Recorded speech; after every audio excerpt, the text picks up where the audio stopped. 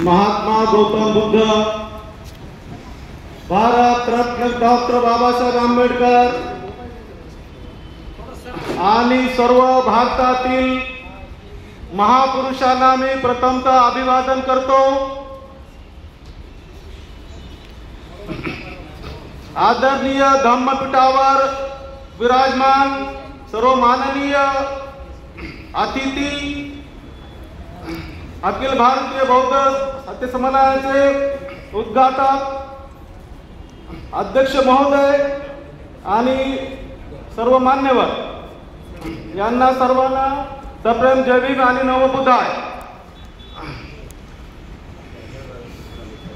प्रस्तावना हा विषय म्हणजे कार्यक्रम आपण कशासाठी घेत आहोत हा त्याच्यामधला अतिशय महत्त्वाचा गाभा असतो।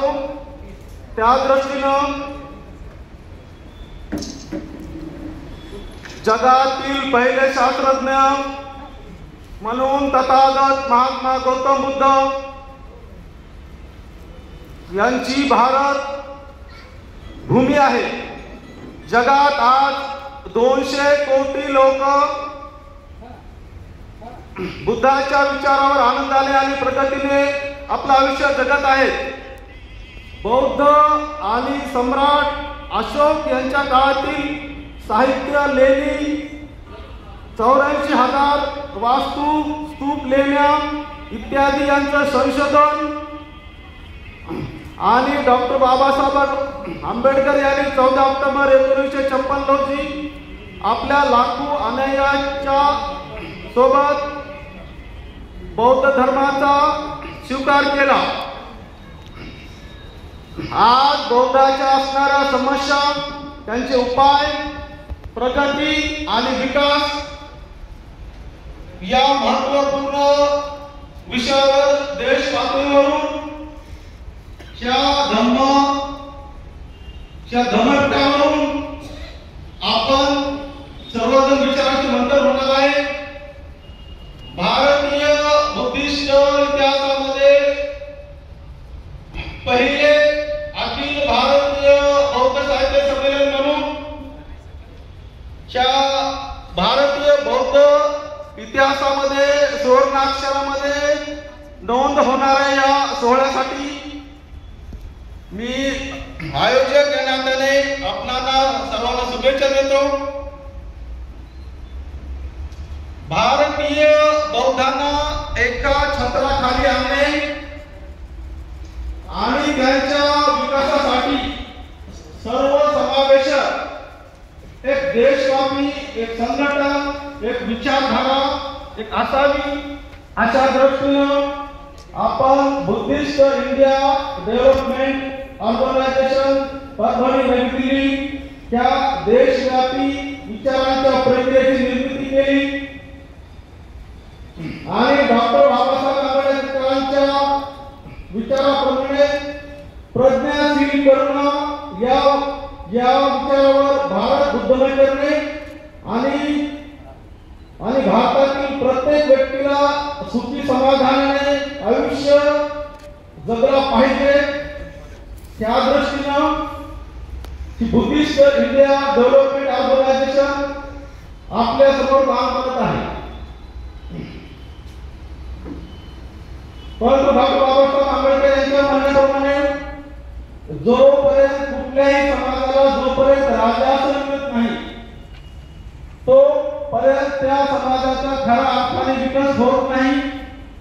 त्यासाठी बाबासाहेब आंबेडकरांचे भारत बुद्धमय आणि शासनकर्ती जमात या दोन विचारावर आधारित आणि भारतीय संविधानाच्या काटेकोर अंमलबजावणीतून सामाजिक न्याय भारत, सुजलाम सुफलाम भारत आणि महासत्ता भारत निर्माण करण्याच्या उद्देशाने देश पातळीवर डॉक्टर बाबासाहेब आंबेडकर आणि देशातील सर्व महापुरुषांच्या स्वप्न व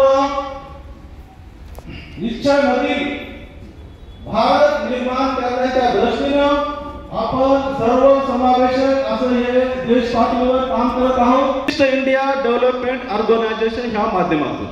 आणि त्या दृष्टीनं त्याला जोड म्हणून राजकीयच्या दृष्टीने जोपर्यंत आपण त्या प्रवाहामध्ये येत नाही तर त्याप्रमाणे भारतीय जनविकास आघाडीचं नावाचं देखील देशव्यापी पद्धतीनं आपण खूप मोठं म्हणजे बाबासाहेब आंबेडकरांच्या विचाराला पूर्ण करण्याच्या दृष्टीने आपण काम करत आहोत. आज जे पहिले अखिल भारतीय बौद्ध साहित्य संमेलन 2025 जे आपण जे परभणीला जे घेत आहोत, आपण त्याचे सन्माननीय साक्षीदार आहात. आणि हे म्हणजे बाबासाहेबांच्या स्वप्नाच्या पूर्तीसाठी करणारे एक मार्गक्रमण आहे, त्याच्यातला एक भाग आहे. आपण त्याच्यामध्ये आज सहभागी आहोत. त्या दृष्टीनं तथागत गौतम बुद्ध हे शांततेचे प्रतीक असल्यामुळे त्यांना जगामध्ये शांतती व प्रगती ह्या दोन दृष्टीनं आपण काम करणार आहोत. करिता आपण आज ह्या अतिशय उच्च ध्येयवाद घेऊन भारतीय बौद्ध साहित्य संमेलन आपण सादर करू. आतापर्यंत आपण बऱ्याच घेत आहोत, परंतु प्रत्यक्षामध्ये ही पहिली भारतीय पातळीवर अखिल भारतीय पातळीवर बौद्ध साहित्य संमेलन पहिलं हे आहे. आणि त्याचं बुद्धिस्ट इतिहासामध्ये सुवर्णाक्षरामध्ये नोंद होणाऱ्या साहित्य संमेलनामध्ये आपण उपस्थित आहात. आपणा सर्वांना नमो बुद्धाय, जय भीम, जय भारत.